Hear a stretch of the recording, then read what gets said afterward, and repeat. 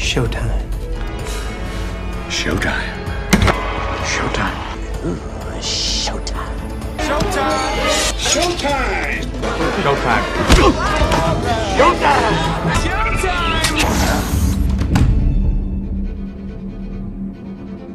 Showtime. Showtime. Ed Berliner, the fastest show in sports. Greetings, true believers. Welcome back into the fastest show in sports. I am your host and ringmaster, Ed Berliner. And in case you are wondering, we begin the show today with the password. The password for today is acetaminophen. Well, let's see how we say that. Acetaminophen. Acetaminophen. Is that okay? Yes. Okay, well, I'm close enough for rock and roll, I guess. We got a long way to go and a short time to get there, so let's get started. There is a furor at Clemson University this week that reaches right into all areas of college football. Now, it's not usually that you begin a national show, an international show for that matter, talking about Clemson unless something really drastic happens. Well, nothing drastic happened, but it is a general collection of certain things that are right smack dab in what is wrong with college football and even maybe college athletics today. Now, for the first time in 17 years, under head coach Dabo Swinney, the Clemson football program has started the season 1-3. Absolute disaster.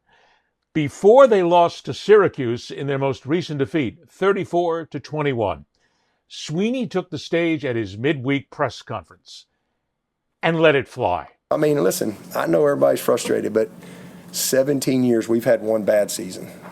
One.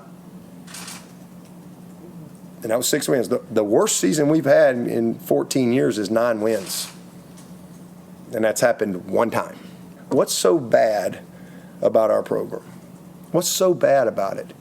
Like, what's so bad about the worst season that we've had 14 years? How many programs in college football would sign up for one, and only once, 14 years of 9 wins?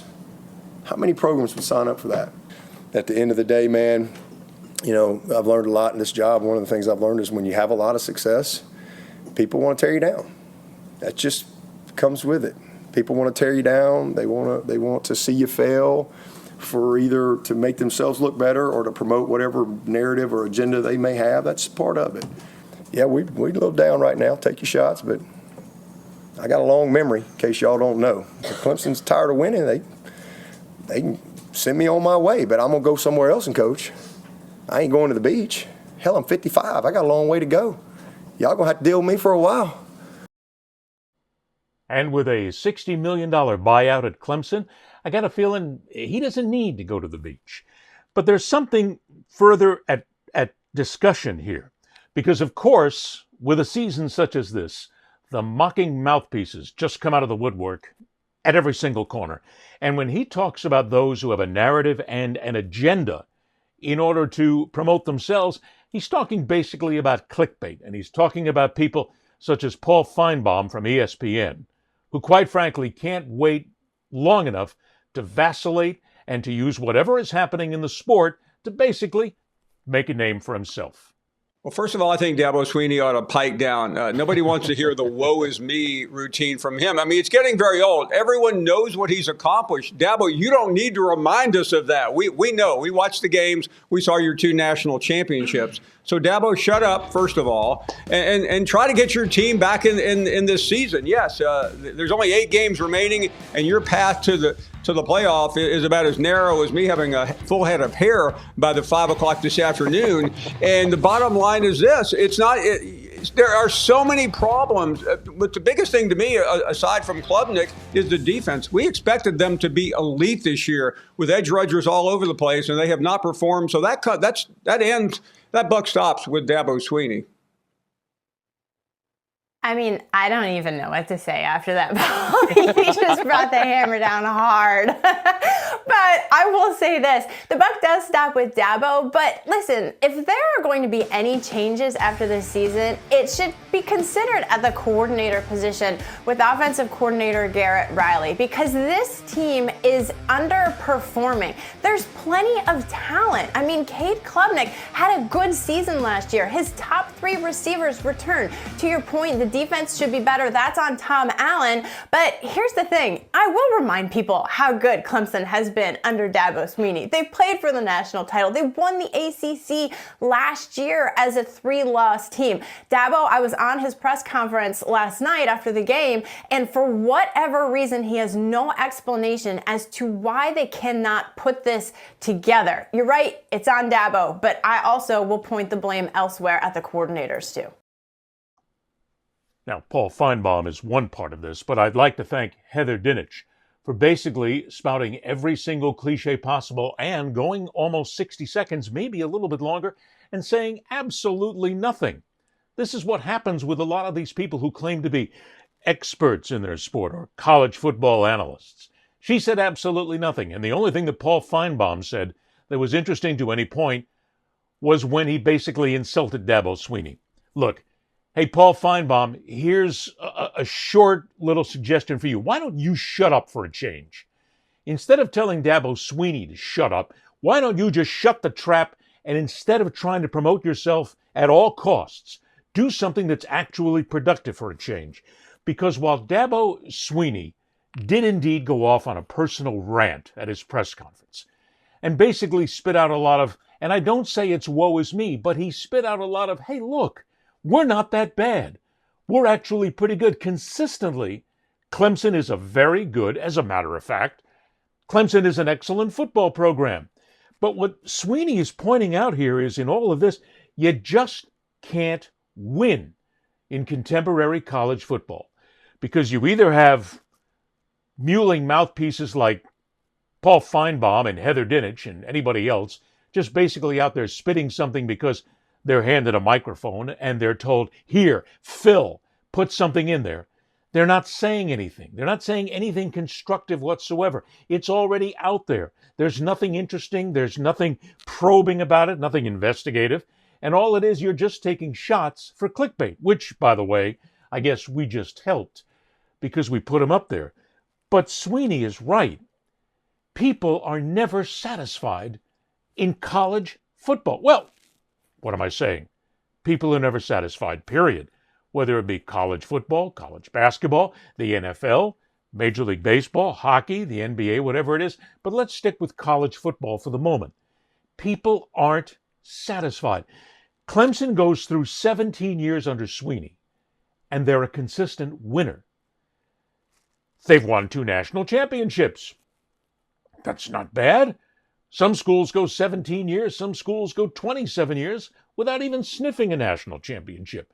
But he has given his school and his players the chance to win and enjoy a title. You can't win every year.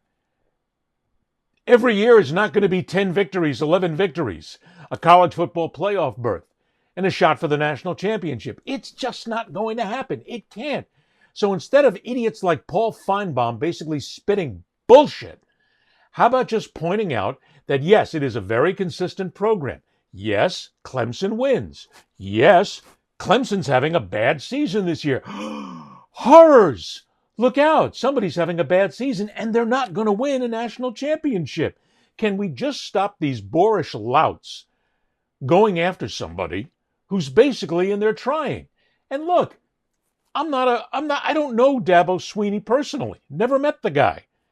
But I know he never stole a freight train, and he at least is trying to win. So maybe people ought to back off just a little bit, number one, and realize that every now and then you're going to have a bad season. Every now and then you're going to stink.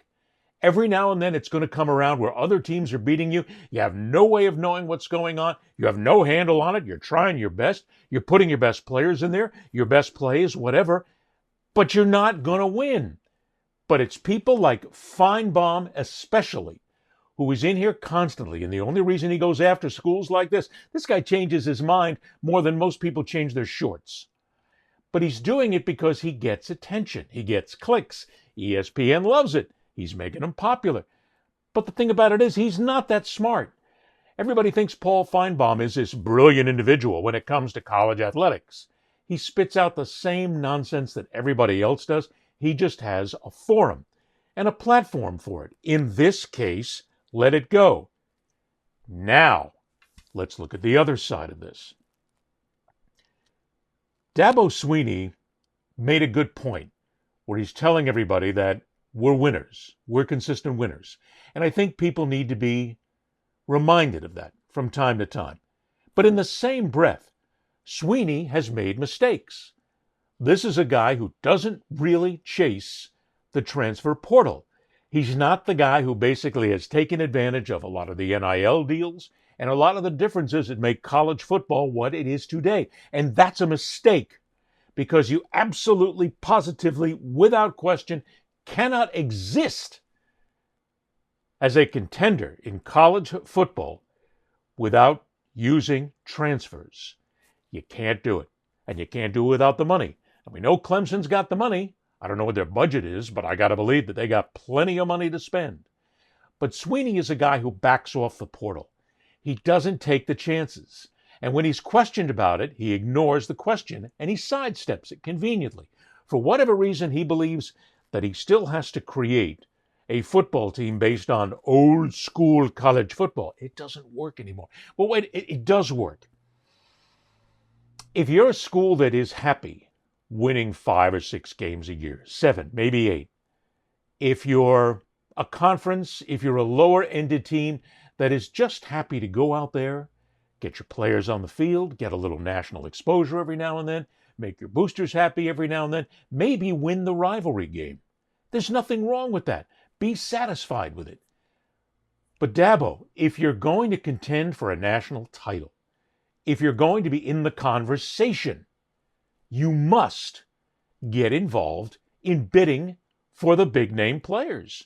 You got to go after them. You got to pay for them.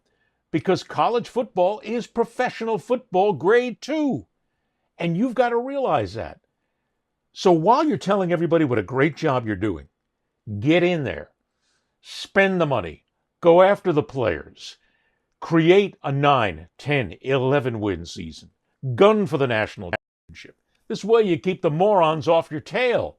And also you give people what they want. Because remember, people are never satisfied. If you win 9 games, well, we won 9 games. Yeah, we didn't win the conference. Oh, wait, we won 9 games. We won the conference. We won 10 games. We won the conference. We didn't contend for the title. Oh, wait, we contended for the title, but we got blown out in the game. People are never satisfied. And that's just general human nature. So realize that. Keep reminding people of what a good job you're doing. Don't pay attention to the mental midgets who are always out there trying to find a way to make money off what you do and get clickbait off what you do. And worry about your program. Worry about what you're doing at the moment. And then, guess what? If you go ahead and join the 21st century with the way things are, you may actually win a 3rd national championship. Oh, and for the record, I think Dabo Swinney does a hell of a job. And I think he deserves a lot less criticism than what people are giving him right now. But it is a question, and questions that need to be asked. Moving on. At Arkansas, they are having their own issues right now. Again, I said we were going to talk a lot about college football, but a lot about different things that are going on in college football.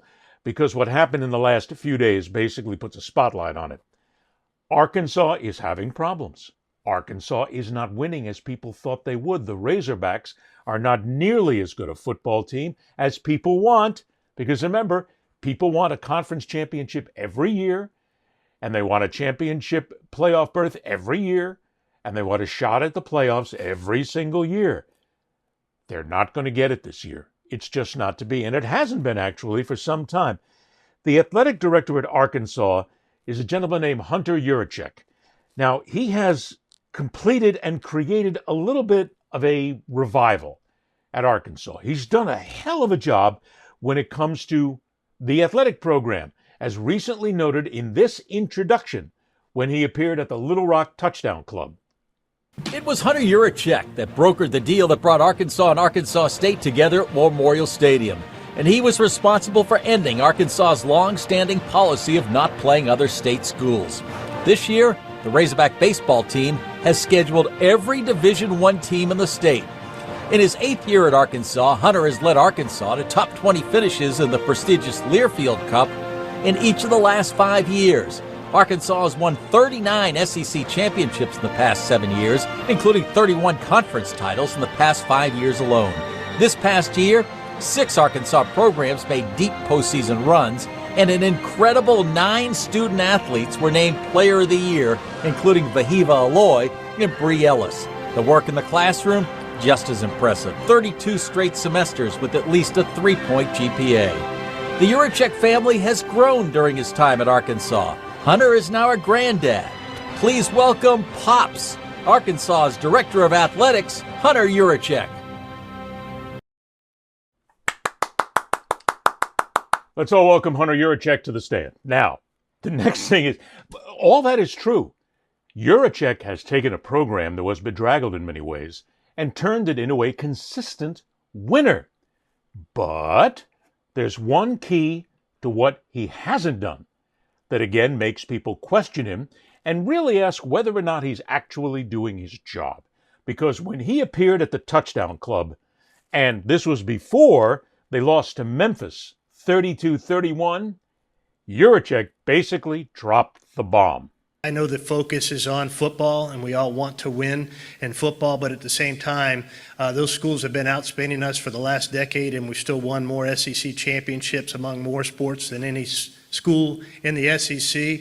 And so I think we're doing just fine at the University of Arkansas, and I think we're set up to win a national championship in men's basketball moving forward. We know we're set up to win a national championship in baseball moving forward, and I think we're set up in several other sports to win a national championship. Football, where we are right now, we're not set up to win a national championship. I'll just be brutally honest with that. But I think we're set up to compete really well in the Southeastern Conference, especially now with the new revenue sharing model. The absolute horror.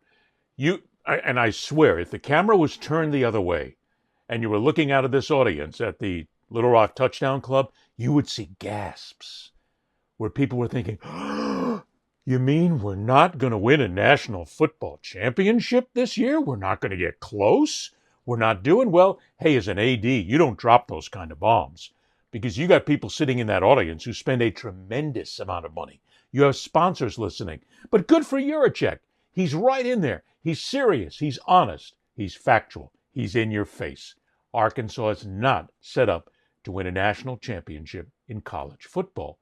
The problem is that no matter how many national championships you win, they don't mean shit to the alumni, to the sponsors, to the boosters. Means nothing unless you win college football, men's basketball.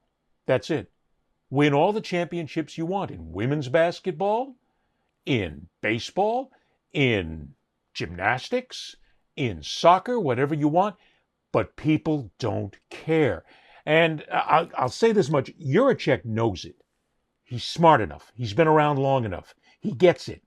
People don't care what you win. If you don't win that national championship in college football, the religion of college football is completely unshakable.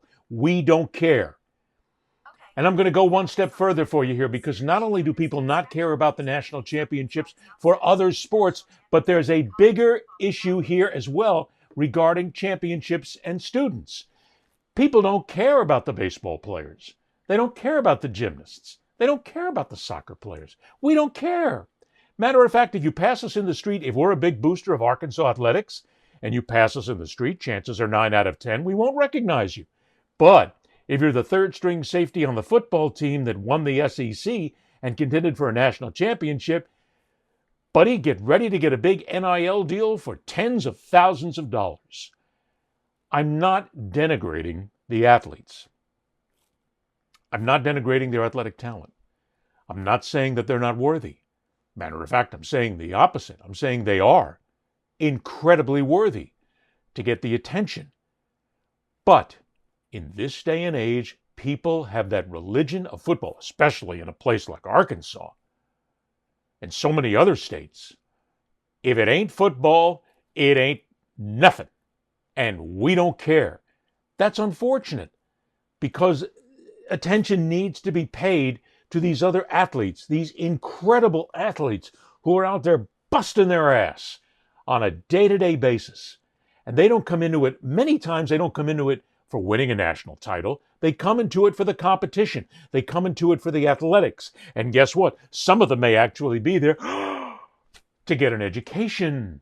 Shocking, stunning, which doesn't count for anything whatsoever in college football or college basketball. Not a thing. So when a guy like Juracek drops the bomb and says, we're not going to win a national championship, okay, guess what? I'm going to be happy this year with 8 wins. I'll be happy this year with 9. Hey, we're not going to win a national championship in my lifetime. You don't know that. But then again, that's not the point. The point is not winning a national championship. It's a goal, but the point is these incredible athletes, these people busting their ass and trying to win many times and not getting a dime for it. Now, of course, they are in some areas. But frankly, pay more attention to them and understand that the football's going to come. Wins will come. Losses will come. Guess what? You're not going to win every single year. You're not going to contend every single year. You're going to have a lot of disappointments. That's what sports is. That's the beauty of it. Oh, but wait, I haven't even gone into the betting aspect yet, and that is another show for another time, because that will take days to discuss when the gamblers get upset that you don't win a game, and you know who you are. The good thing about a place like Arkansas is, and I love this, one of the great things about college football, this goes for college football more than any other sport. I've covered them all. College football, college basketball, college baseball, college hockey, every type of pro sport. The thing that is brilliantly entertaining to me is the passion, the will to live, the expert analysts who every single day of the week get to go viral, go on social media, and make sure that all this knowledge, all this passion, all this intelligence, all these years of knowing a sport intimately pays off with some of the most insightful, special, sometimes damning analysis you could ever find. Well, it looks like Arkansas decided to let the SEC down this week. A couple weeks ago, it was Florida. This week, it's Arkansas. How the hell, Arkansas, you gonna lose to Memphis, man? How in the world you gonna... Could this be the last year Arkansas has Sam Pittman? Let me tell you something about Sam Pittman. Phenomenal coach when it comes to linemen. But so far, the experiment of him being a head coach at Arkansas has not worked, man. At what point is Arkansas going to make a change? You can't expect to come out and play like they playing and lose to Memphis, man. Just let the whole SEC down. This is unacceptable. All SEC fans should be pissed off right now that Arkansas come out and shit the bed and let Memphis beat them like this. Just embarrassing, bro. This is embarrassing. There's got to be a change made for Arkansas. We can't have this.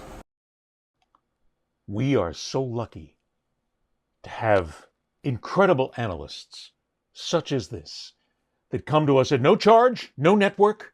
You can find them anywhere, but they're there breaking down college football to the point that no former player, coach, or anyone affiliated with any program whatsoever could ever come close to this type of insight. We are the fortunate ones. Moving on. Let's talk about another program that's having all kinds of problems this year. North Carolina. Look, when Bill Belichick took the job at North Carolina, people were giddy. Here's a guy who has won multiple Super Bowls in his time as an assistant coach and as a head coach. A legendary individual, one who is up there in the pantheon of great NFL coaches, and he's coming to our school. He's going to be here. He's going to change the culture. Things are going to be great. Huzzah, there will be rainbows everywhere. There will be pots of gold for everybody to be a part of. It will be a moment that we can't even begin to experience. I mean, that's what it was like when Bill Belichick came there. Belichick, however, is finding out that things are a little bit different these days. Because after losing to the University of Central Florida by an embarrassing score of 34-9, those who are at North Carolina, once again, the media, has a great opportunity to experience, again, the insight, the passion, the emotion, the inner psyche thinking of a head coach, the likes of Bill Belichick. First of all, it's a good job by UCF today. Scott and the team played well, and, certainly better than we did. So we had just too many problems out there to be consistent. Turn the ball over, penalties at the end of the half, missed tackles. So a lot of things we need to do a better job of. They were just better than us today.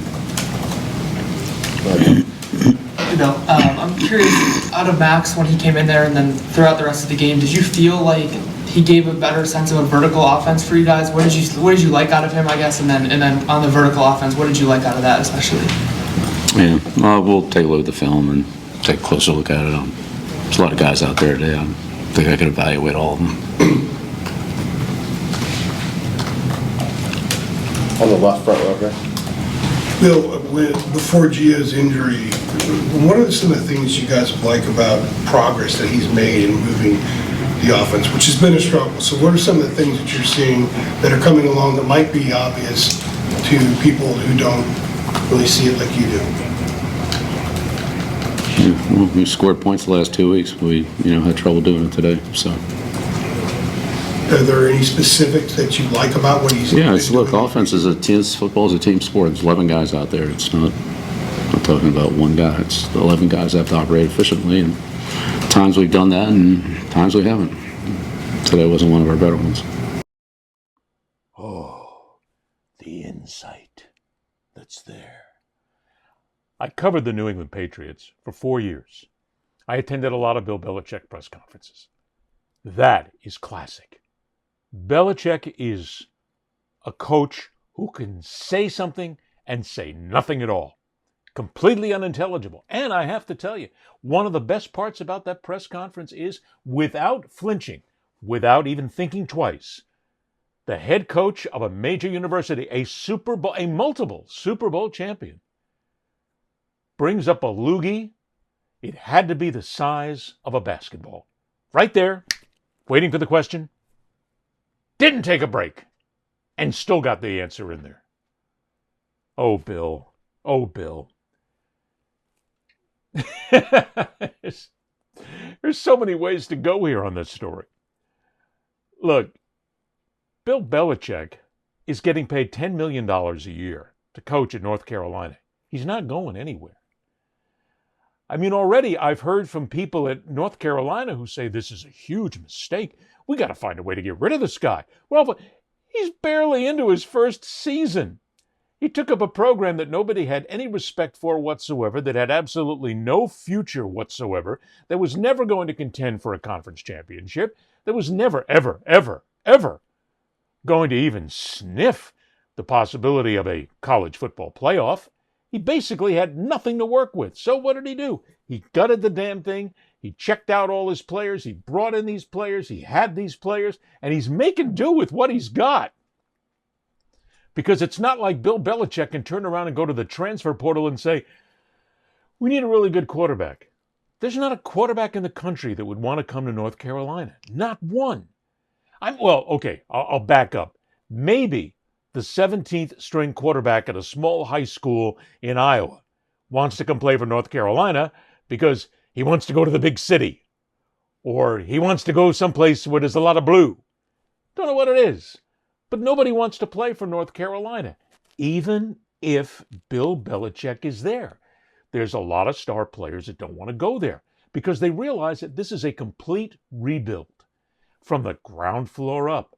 So to say that Belichick is failing is, it's a 50-50 proposition. Yes, he is failing at the scoreboard. He is failing on the records. He is failing with the players because this team, if you saw the game against UCF, and look, I've got a lot of friends there, but UCF is not a powerhouse. UCF is not a school you got to be worried about.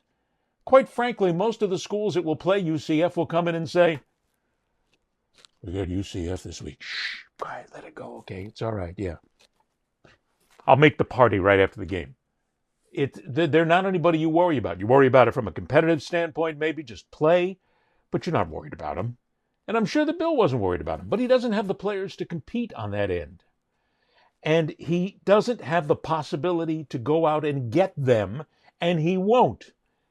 After this season, maybe, if they start to pick up, there will be some impetus for players to come there. He may start to get some of the third and second tier stragglers to come in. But remember, we're dealing in a sport right now that is filled with mercenaries. I mean, every college football player out there who's got himself on the NIL bandwagon or looking for the transfer portal is a mercenary. They want the money. They want the money. They want the chance to win a conference championship. They want a chance to contend for the national championship. They want a chance to hit sponsors who are going to pay them a lot of money. And they want to be very famous on social media. 5 big things, none of which North Carolina offers right now. So this team is going to suck a lot. I don't think the loss to UCF was the bottom. I truly believe they're going to hit further bottom, but that's okay. You got to suck before you get better.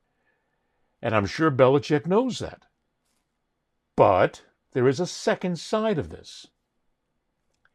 Is it possible, maybe even now, that Belichick regrets his decision? I think a little bit. Look, as I've said many times, I'm a member of the media. I know these coaches and players from a media standpoint. Some I know personally. Bill I don't know. Nobody knows Bill personally unless you're in that little world that is part of his little sphere there. But I got to believe that a guy who has been to such heights, even though he said, okay, I don't want to take any of these jobs in the NFL because they're all losers. So let me go to college for a couple of years. Maybe I'll enjoy myself there. I got to believe that right now he's not enjoying himself because he's had to plunge himself into a program that needs a complete rebuild. And while I believe he knew that, I don't believe he knew the scope of what was happening here, what the level of this rebuild was going to be. And I think if you caught him in a private moment, Belichick would say, maybe I should have stayed home. Maybe I should have taken another year off. Maybe I should have waited for an NFL job. I mean, look, and I knew this was going to happen. As soon as their most recent defeat came around, the memes and the social media world lit up. Hey, Bill Belichick to the Miami Dolphins. Yikes. I'll bet you that Bill is sitting there right now going, well, it would have been in the pros. But I think Bill's a lot like those players who don't want to come to North Carolina. Why in the name of God would he want to go to Miami? I mean, that is the dumpster fire of an organization right now in the National Football League. I mean, there's other teams out there that are winless and others out there that have a lot of problems, but none of them are as bad as the Dolphins. And does Bill really want to get himself involved in that? I think not. Why? But Bill's there to stay. At least this year. I've always said that I think Belichick gives it 2 years and then he makes another decision. I still firmly believe, and I am told by friends of mine in the NFL, that Bill still believes he can get one more shot at the NFL. One more. And he believes that this is going to keep him busy and get him ready for the NFL. I'm not so sure about it, to be honest, because Bill isn't getting any younger. And yeah, he's got Super Bowls behind him. But the coaching has changed in the NFL. And I do believe that in many ways it has passed Belichick by with the type of players that are there and the type of game it's being played right now. So Bill needs to be happy in North Carolina. Bill needs to be happy with what he has in North Carolina, including some other things that are off the field, but we'll get to that at another time, okay? Moving on. Let's move to the National Football League, because there's an issue out there that really is not getting a tremendous amount of attention, and I believe it needs a whole lot more. Tom Brady is a name that when he attaches himself to a project, it immediately becomes profitable. He is one of, if not the greatest player in National Football League history. But Tom has connected his name right now to something which will not help him, and which, quite frankly, is a little bit deplorable that he would even get involved in this. He's not the first, and he won't be the last, because this is not about football. This is about money. If you have never heard the phrase before, familiarize yourself with the word sports washing. As American sensation Coco Gauff celebrates her win at the Women's Tennis Association finals this weekend, there's controversy. Not over who won, but where it happened.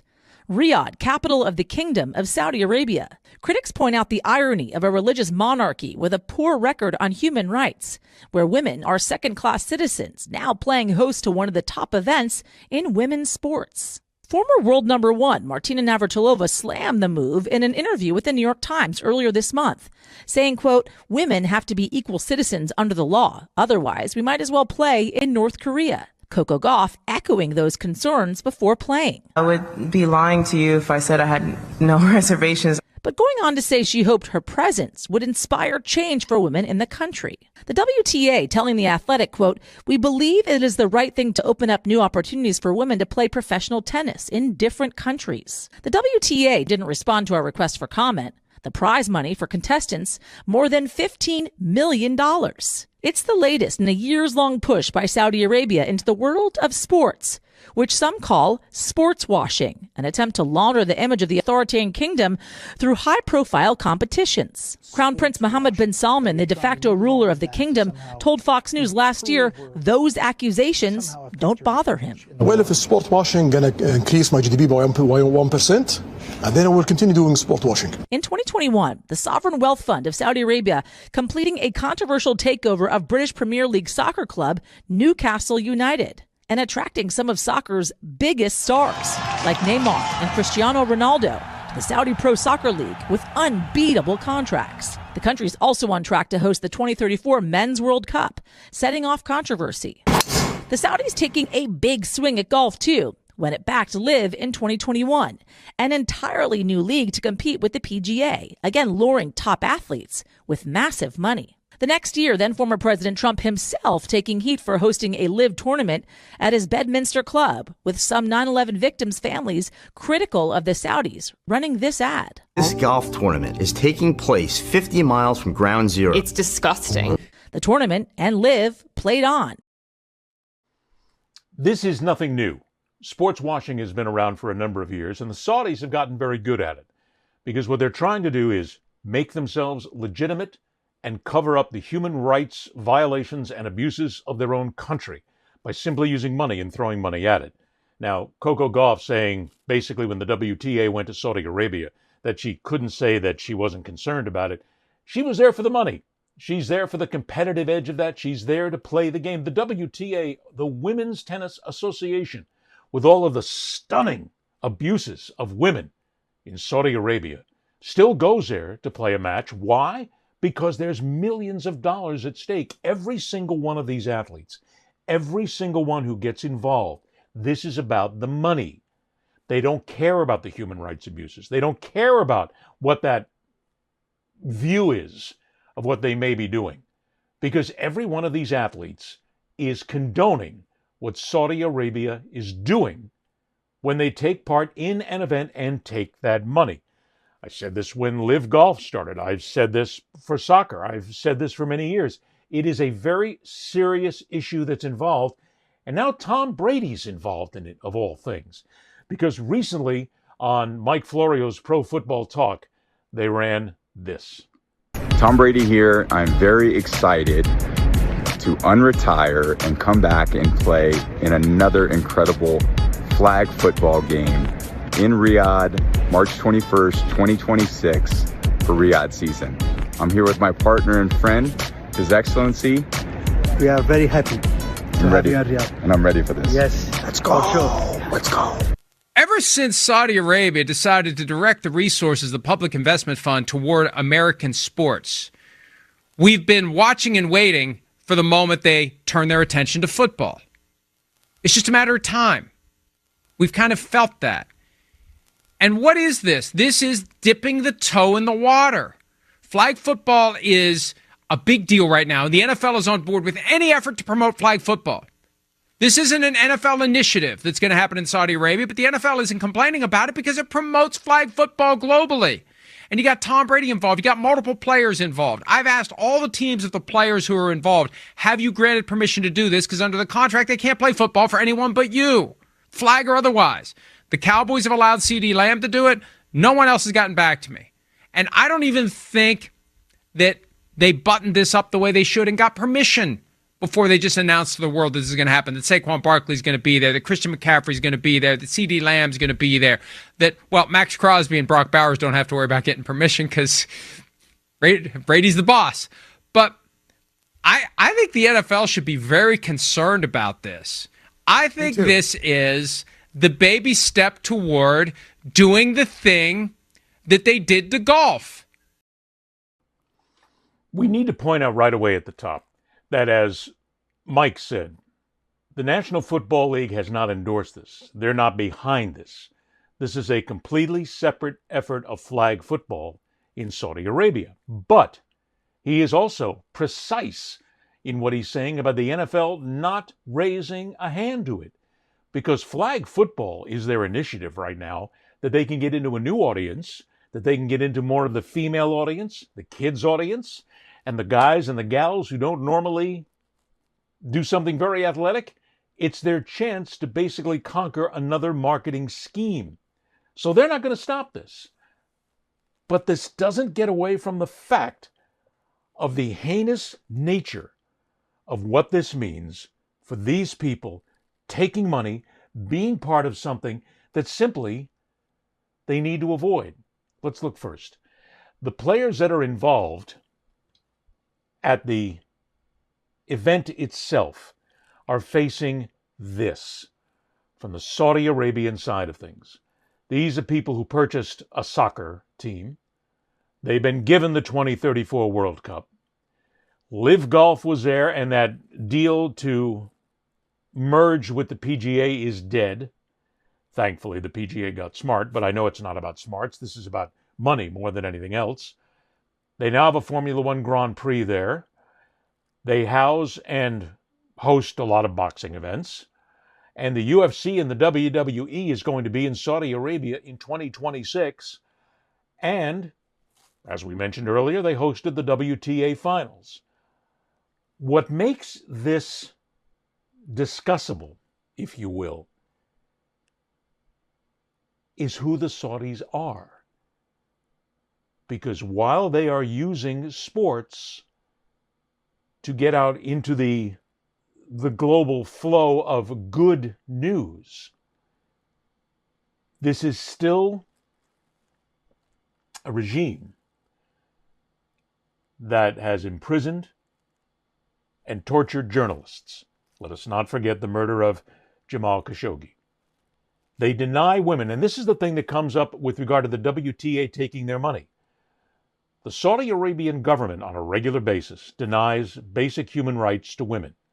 They are slammed into prison for decades, merely for any kind of public activism or posting anything on social media. They go to jail. There are death sentences if you use social media to protest the government. They have sentenced people to death, and they have carried out these sentences. Migrant workers come into Saudi Arabia, specifically in the building of a lot of stadiums, hotels, buildings, whatever. They are sold into forced labor. Their money is kept from them. They are not allowed to go back home. They are not allowed. They are basically indentured slaves. And the death penalty for LGBTQ plus people, once they are public or once they go public, the Saudi government hits them with the death penalty. These are the people that tennis, golf, wrestling, Formula One, and now NFL players are condoning. The NFL players, the names that jump right out at you, the first one is Saquon Barkley, who is set to play in the game, but he's still under contract to the Eagles, so it's unknown if he's going to be able to play. But these are 10 players: Tom Brady, Saquon Barkley, Christian McCaffrey, CeeDee Lamb, Max Crosby, Myles Garrett, George Kittle, Fred Warner, Rob Gronkowski, and Sauce Gardner. They're all set to play in this flag football series in a land that kills journalists, sentences women to death, puts people with alternative lifestyles to death, and that basically uses their money to destroy human rights in their own country.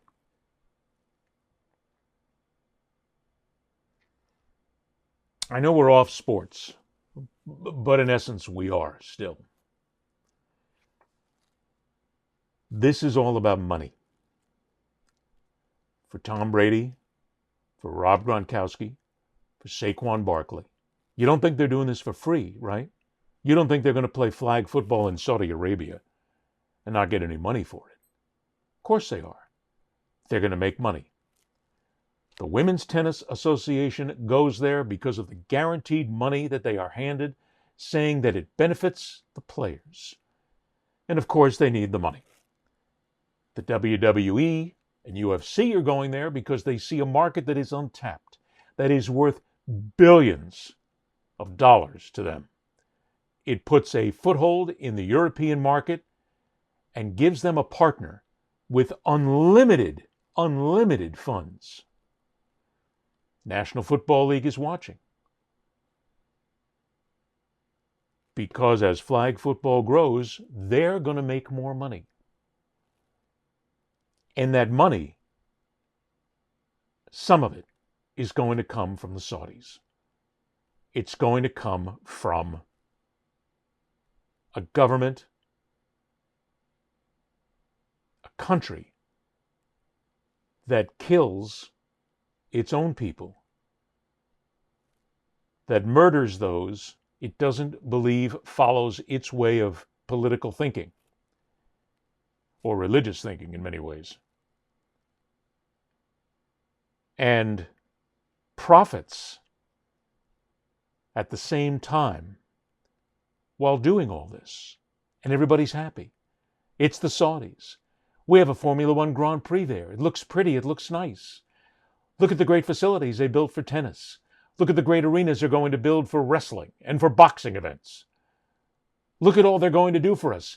And the flag football event that Tom Brady is getting involved in is going to get tremendous attention. It is going to get worldwide attention. Tom Brady, I know you're not going to see this. It's okay. Maybe, just maybe, someone will get this to you.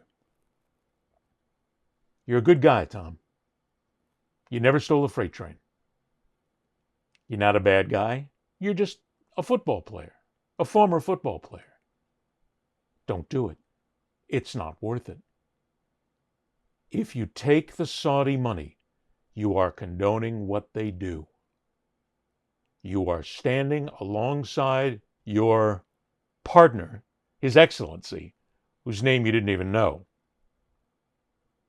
And you're agreeing to be part of the marketing effort that gets Saudi Arabia clean, that washes them, that uses sports to wash their reputation, while the rest of the world is watching. Do you need the money, Tom? That badly? Do you need the adulation? Do you need to be on camera that bad? Do you really want your kids to look at you one day and say, Dad, how could you have taken the money from a government that kills people because they don't believe in a certain religion, they don't believe in a certain sexual orientation, or they question the government itself peacefully? How could you take their money?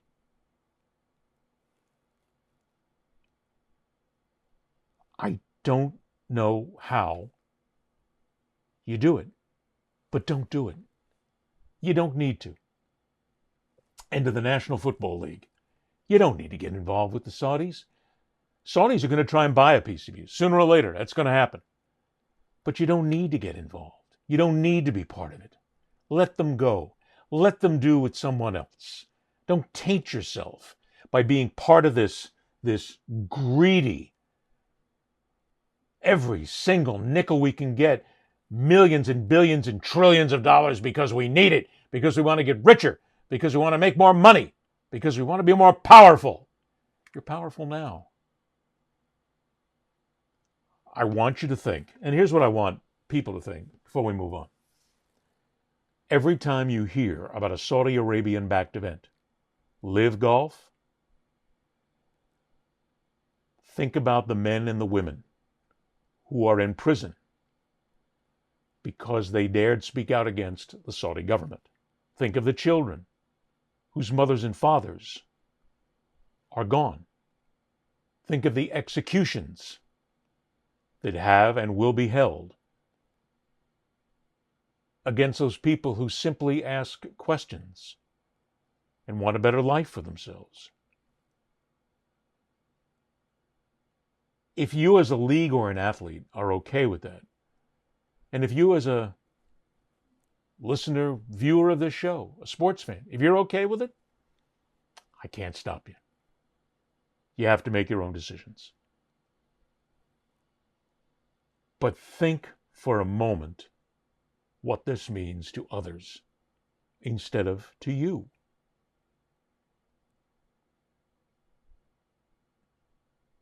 And I hope you'll make the right decision. I hope you'll think twice. Moving on. Stay in the National Football League. Shedeur Sanders continues to be, once again, a topic of discussion every single week. And now we understand from sources, and that has been confirmed by he and his father, that Shedeur Sanders told the Baltimore Ravens, don't draft me on draft day. They wanted to take him much higher, but he didn't want to go because he didn't want to play second fiddle to Lamar Jackson. He wants to start. He believes that he is a starter and a star in the National Football League. And with Jackson, as good a player as he is, he knew that he was going to have to take some time and learn under Jackson before he got to be the big gun. Now in Cleveland, he may have his chance, quite frankly. Joe Flacco's not getting any younger and the Browns need help, so he may indeed become the starting quarterback.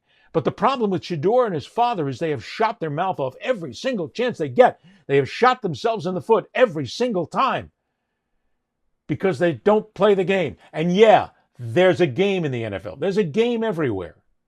You got to play the game. If you're a rookie, you play the game. If you're a veteran signing a free agent contract, you play the game. Now, that's not to say the National Football League is perfect, but these are the things that you have to do. A lot of this got started again because Eric Dickerson, former great in the National Football League, made some comments recently about Shedeur Sanders and about Deion Sanders. And TMZ caught him at the airport and got him to expand a little bit on his comments. You made a lot of noise with your with some stuff you were saying about things you felt about Shedeur Sanders in the NFL, kind of like making him a pariah, kind of blackballing him a little bit. After seeing what's been going on for the last couple weeks, do you feel like that stands? Yeah, I didn't make that up. That's true. That's true. That's true. That's a true statement. I mean, I got it from an inside source. The guy who works for the National Football League. He got it from inside the league. Yeah, I mean, look, it's different for us. I'm just gonna say that, black players, we can't speak out like some of the white players. Nothing against the white players. It's not even about that, we both have the same struggles. I mean, we really do. So it's just sometimes they want to make a statement, to show you that, you're not all that. I know they don't care for his dad, and I think Deion's a great guy. Deion tries to help these young men become men, not boys, and I just feel like it was wrong what they did to him. I mean, look, Mel Kiper said in 30 years he didn't see nothing like this. Right. I mean, so, it was something to that. I mean, I know when something's done wrong. I mean, we all know. I mean, all of us talked about it, but nothing we can do about it. Some news recently came out, a report that he basically didn't want to go to Baltimore, Man, and that he didn't want to sit behind. Why all of a sudden this comes out? Lamar. Why all of a sudden this comes out now? This is after the fact. I don't believe that. I mean, I know that came from I forgot the reporter's name, but I don't believe that. I mean, it's possible, but I just don't believe that. I mean, that would have came out early. I mean, would any quarterback in his right mind be like, hey, I know you have to sit behind the best in the game, but according to some, I mean, he's the MVP. But wouldn't you learn so much too? You would learn. You would learn a lot. I mean, it'd make him a better quarterback. I mean, look, a lot of these guys, to me, they throw them in there too fast or too soon. But I mean, that's the age we're in right now. They want the number one picks to play right away, the quarterback. Some of them aren't ready. That's why some of them fail. And it depends on what team you go to. I mean, if you go to a team like the Browns, I mean, honestly, that's not a good football team. I hate to see him. I wish they would have cut him. They didn't have an opportunity at a better football team because, I mean, the Browns have had so many first-round picks and screwed it up. I mean, that's a bad football team. And they were bad when I played. I mean, they were decent. I think they were pretty good, but they're horrible. So what do you think the move for Shedeur is at this point? Do you hope he gets cut? That way he can move on? I don't wish that for anybody. That's for the Browns. That's for Shedeur. That's for them to do. I mean, I don't think he's gonna get a fair shot there. I don't, because I don't think they really wanted him. I don't think the coach wanted him. They should have fired him too. But I just, I'm not a Browns fan, at all. So I could care less. But I mean, I'm a Shedeur fan. I'm a Deion Sanders fan. Eric Dickerson is claiming that the National Football League colluded against Shedeur Sanders in picking him.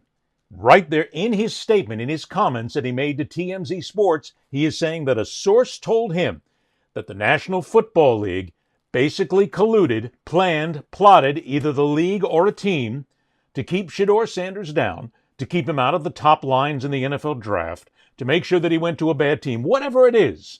But Eric Dickerson is shooting his mouth off here with completely unsubstantiated claims.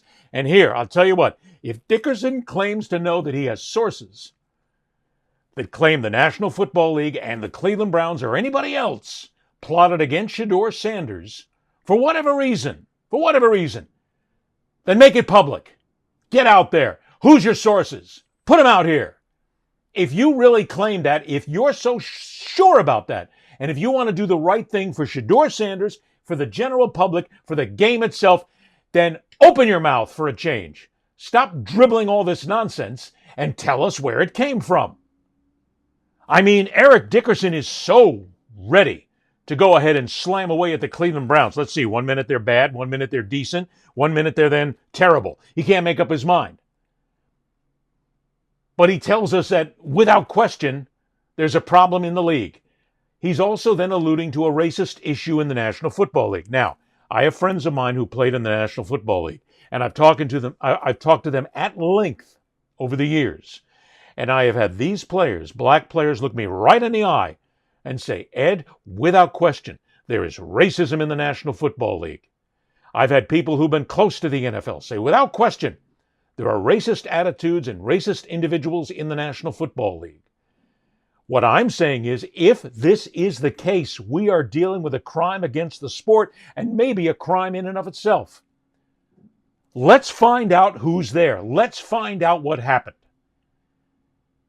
We can say that without question, Shedeur Sanders and his father helped to destroy his draft day worth because they couldn't keep their mouths shut.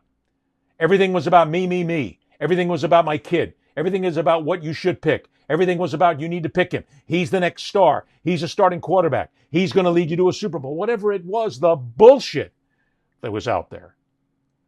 But this is what was said. And there's a game to be played in the National Football League. Don't tell us how good you are. Don't tell us how great you are. Because we're going to make you pay for it. That's the way it is. It's a pecking order in the National Football League. Is it right? No. But it's the way the game is played. Is it racist? Could be. And if it is, we need to get to the bottom of this. So that's why I'm saying if Eric Dickerson is so sure he's got a source, go public. Instead of standing there and making accusations, spitting on people's reputations, let's get to the bottom of it. If there is a collusive effort in the NFL, let's punish him. If it's the Browns who did it, punish him. If it's the Ravens who did it, punish him. If it's any other team, punish them. But enough with all this guessing game here. Get to the facts. Eric Dickerson isn't doing anybody any good whatsoever by just shooting his mouth off and saying, hey, I know a guy, and a guy told me. If you're so sure, and if you're so dedicated to making sure that things are better, and that the black players are treated more fairly in the National Football League, then make it public. Make it stick. Go at them. If not, shut your mouth. Because you're just throwing out rumors, innuendo, propaganda, and more absolute bullshit that may not be true. But if there's truth to it, let's find it. Let's get into it. There's plenty of people out there on the media side of things who would love to get a hold of this story. I'd like to get a hold of it. Make it real. Do the investigation. The problem with that is you can't go to ESPN to investigate because they're in bed with the NFL.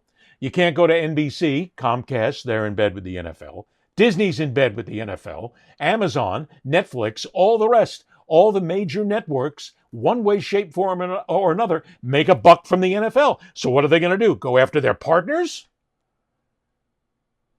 No, this is something for the Washington Post, the New York Times, investigative reporters. But guess what, Eric? It can all start with you.